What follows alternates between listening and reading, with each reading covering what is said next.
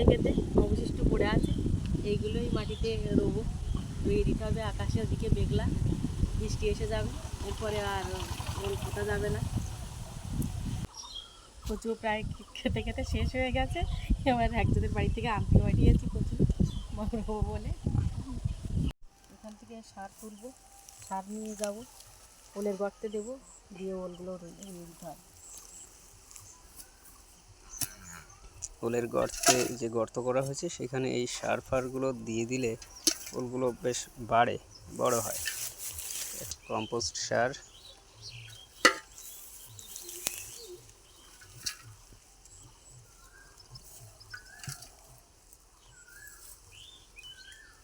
ওই দিক থেকে নিয়ে নাও।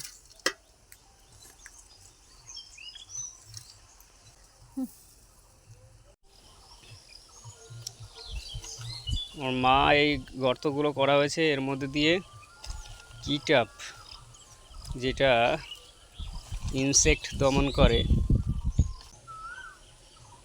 যে কারণে ওইগুলো একটু দিয়ে দিয়েছে গর্তে।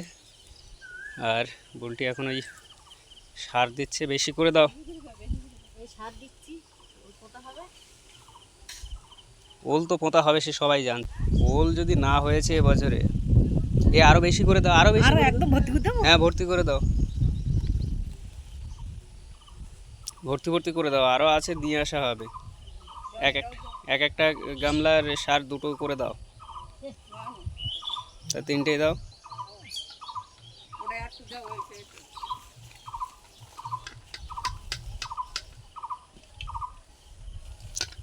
এই সব সার দিয়ে আমরা সবজি ফলাই, বাড়িতে সবজি করি নিজেদের খাওয়ার জন্য। সুতরাং বুঝতেই পারছেন যে সবজি টেস্টিও হয়, আর সেই সব সবজিতে কোনো ব্যাড এফেক্ট থাকে না। তবে পোকা দমনের জন্য একটু পয়জন ইউজ করতেই হয়। তো সেই জন্য এই কিটাপ বলে একটা দানা দেয়া হলো, হয়ে গেল।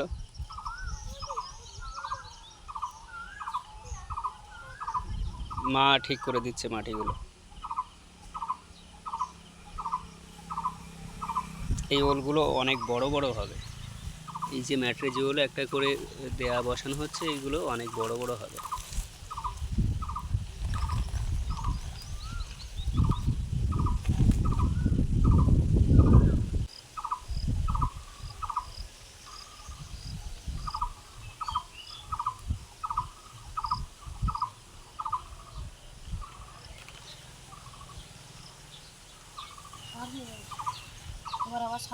গত বছর ওল গভীর করে দেওয়ার জন্য ওল বেরোতে দেরি হয়েছিল। এই বছরে কত তাড়াতাড়ি বেরোবে তা বলে নাকি।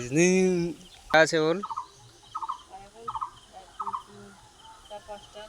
5টা আছে, এখন সার আনতে হবে। চলো চলো চলো, আবার যাচ্ছি সার আনতে।